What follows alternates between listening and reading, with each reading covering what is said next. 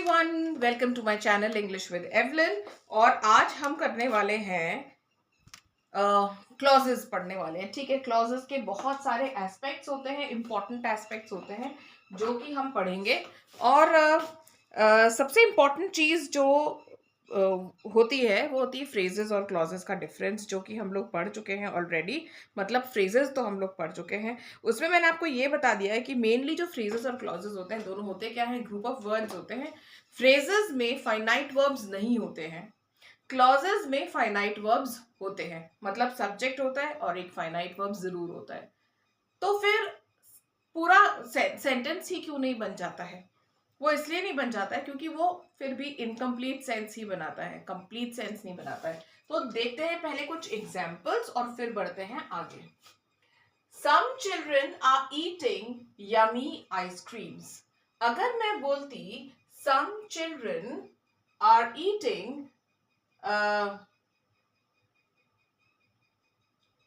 food, ठीक है, तो food क्या होता? नाउन हो जाता। Some children are eating what? Food. मैंने क्या बोला? Yummy ice creams. तो ये क्या हो गया है? ये फ्रेज हो गया है। अभी मैं आपको noun phrase, verb, adverb phrase ये नहीं बताऊंगी, सिर्फ फ्रेज की बात करेंगे क्योंकि हम ये असर्टन करना चाह रहे हैं कि फ्रेज और क्लॉज में भाई क्या डिफरेंस है। अब नेक्स्ट सेंटेंस है the children who are eating ice creams have been rewarded. तो कौन से children? Which children who are eating ice creams? ये क्या है? ये क्लॉज हुआ है। ये क्लॉज क्यों है? क्योंकि ये एक्स्ट्रा इंफॉर्मेशन दे रहा है चिल्ड्रन के बारे में, लेकिन इसमें हु आर लिखा हुआ है। ये ऐसा नहीं है the children eating ice creams. Okay, ये children who are eating ice creams, यहाँ पे क्या आ गया है? यहाँ पे फाइनाइट वर्ब आ गया है।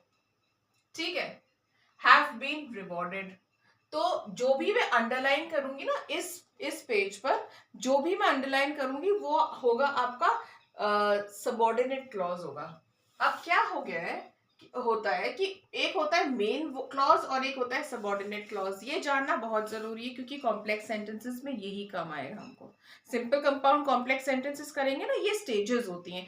पहले हम फ्रेजेस पढ़ते हैं, फिर हम क्लॉजेस समझते हैं, और क्लॉजेस समझने के बाद हम सिंपल कॉम्प्लेक्स कंपाउंड सेंटेंसेस करते हैं, है ना। वैसे ही जैसे पहले आप टेंसेस करेंगे तभी तो आप कर पाएंगे एक्टिव एंड पैसिव वर्ब और डायरेक्ट एंड इनडायरेक्ट स्पीच। ये इसका सीक्वेंस होता है, natural sequence of learning these parts of speech और on these topics and grammar. तो मेन क्लॉज क्या होता है? मेन क्लॉज कंप्लीट सेंस बनाता है and it is also called independent clause। Independent है ना। और इसको बोलते हैं प्रिंसिपल क्लॉज भी बोलते हैं, मेन। ठीक है, ये मेन क्लॉज है।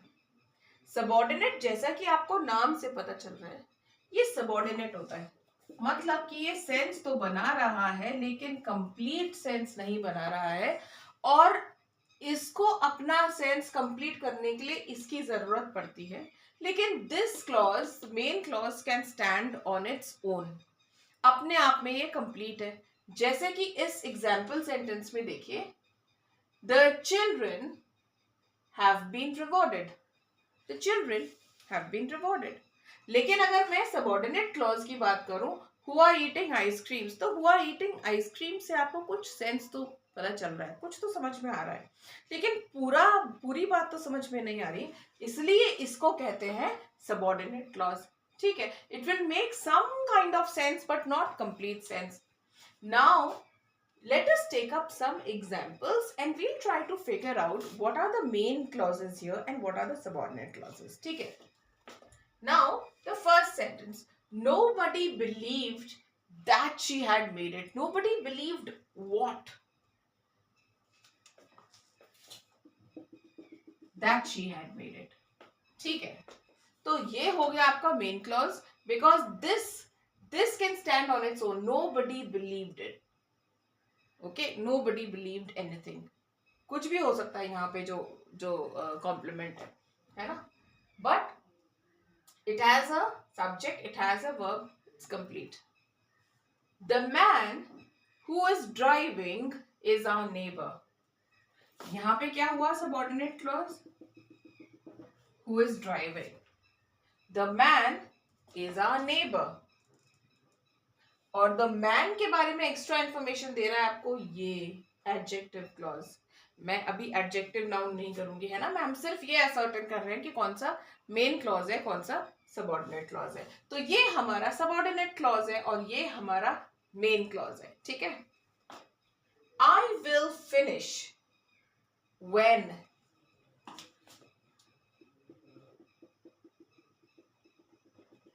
Before the clock strikes 1. Before the clock strikes 1. Do you know who? Yeah, what? The lady who is wearing red. Red matlab is wearing a red dress. He kept working hard. Till when? Till he had reached his goal. I have cooked all the dishes. Which dishes?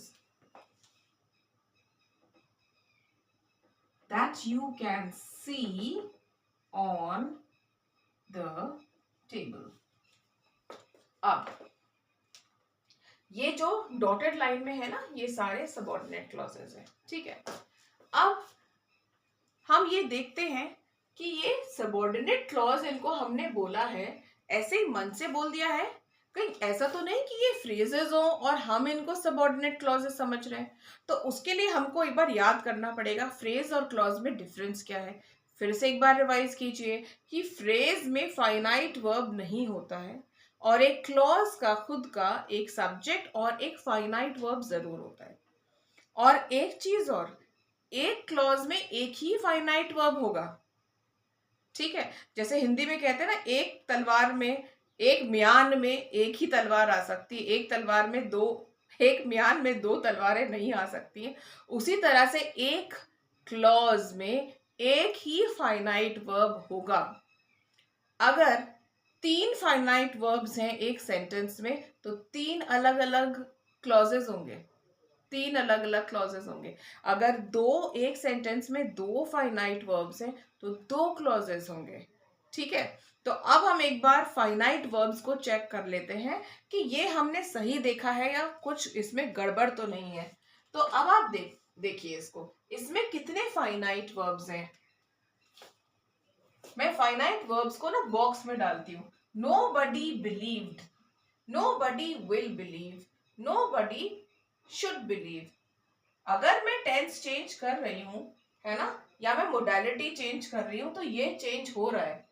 तो ये finite है. Finite का verb का क्या था? Limited scope था ना. अगर आप टेंस चेंज करेंगे या सब्जेक्ट चेंज करेंगे वो चेंज हो जाएगा. तो मैंने अगर फ्यूचर टेंस में इसको कर रही हूँ, पास्ट है ये, इसको फ्यूचर टेंस में बोल रही हूँ, नोबडी विल बिलीव, तो ये चेंज हो रहा है. तो ये जो बॉक्स में है ये फाइनाइट वर्ब है. ठीक है. Nobody will believe that she will make it या has made it. ठीक है. तो ये भी चेंज हो रहा है. तो क्या है? 2 फाइनाइट वर्ब्स हैं इसलिए 2 क्लॉजेस हैं. एक तो मेन क्लॉज है और एक सबऑर्डिनेट क्लॉज है. ठीक है. आया समझ में? तो ये हो गए हमारे, ये हमारा क्लियर है कि भाई हाँ ये सेंटेंस तो हमारा सही है. इसमें एक मेन क्लॉज है, एक सबऑर्डिनेट क्लॉज है. सेकंड सेंटेंस देखते हैं. The man is our neighbour. ठीक है. The man is our neighbour. The man was our neighbour.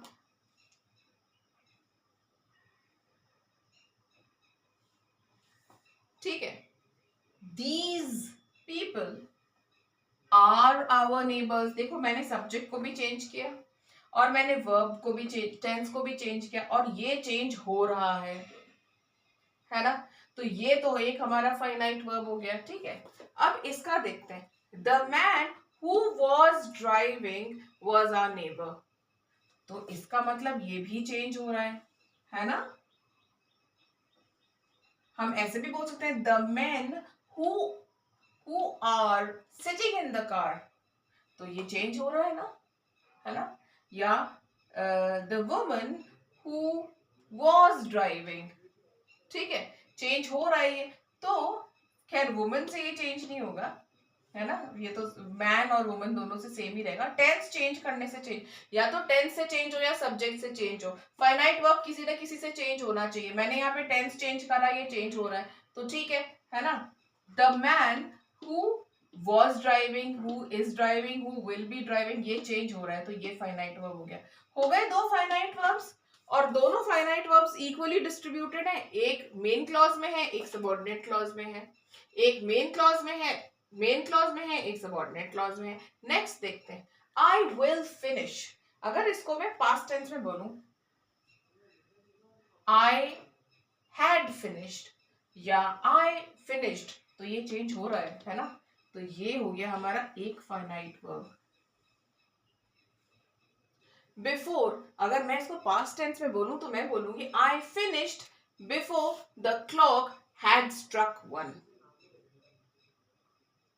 या I had finished before the clock struck 1। I had finished, ये सही हो, ये पहले हो गया ना, ये एक्शन पहले हुआ, तो I had finished before the clock struck 1 change हो रहा है, तो इसका मतलब ये भी फाइनाइट वर्ब है।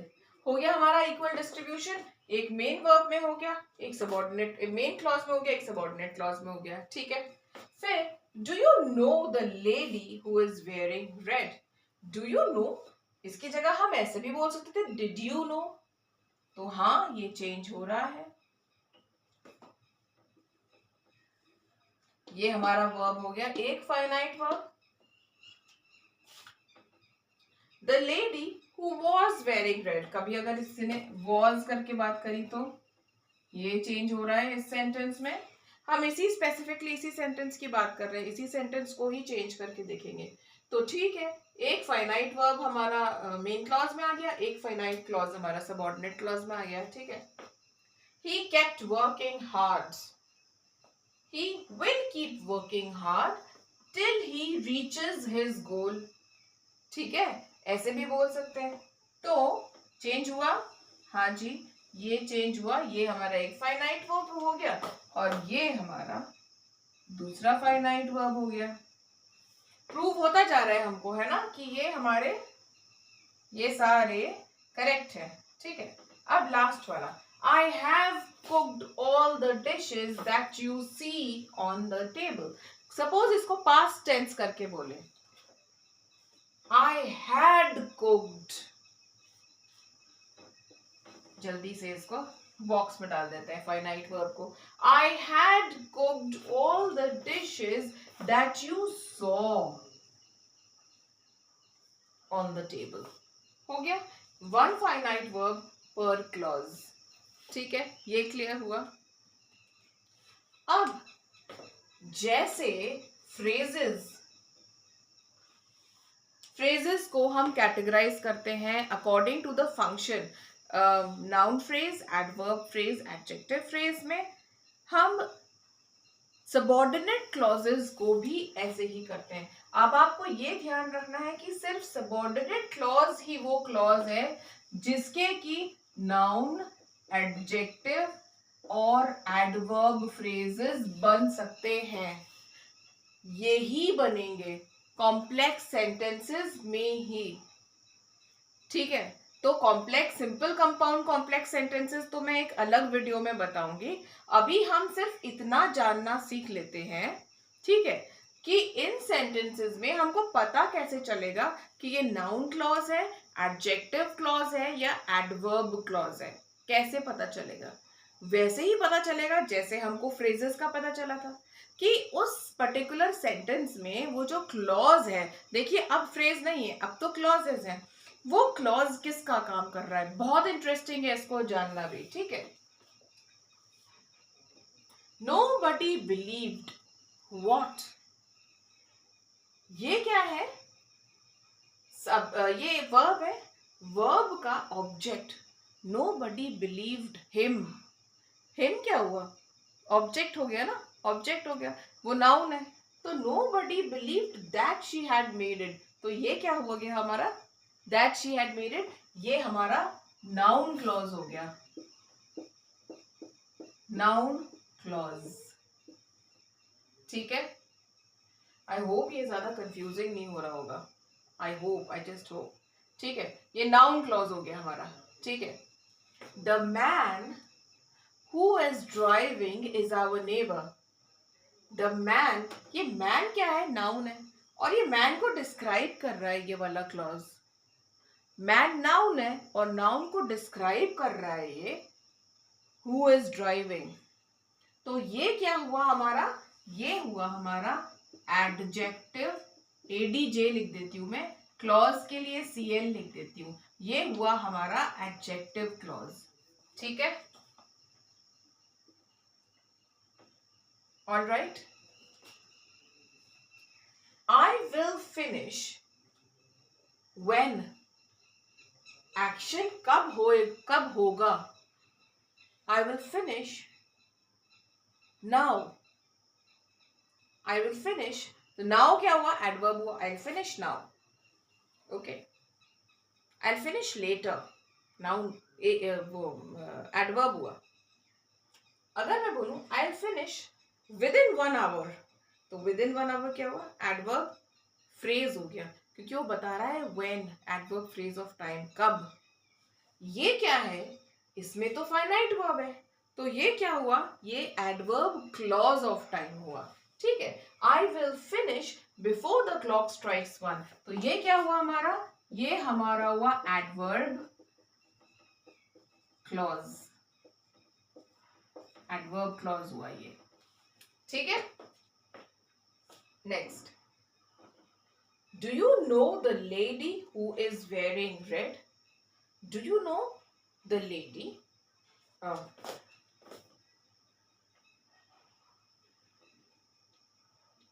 Do you know the lady, which lady. ये लेडी को डिस्क्राइब करा, ये है ना, ये क्लॉज का हिस्सा. Do you know the lady, which lady who is wearing red, तो ये लेडी को डिस्क्राइब कर रहा है. अगेन ये क्या हुआ, ये हुआ हमारा एडजेक्टिव क्लॉज. ठीक है,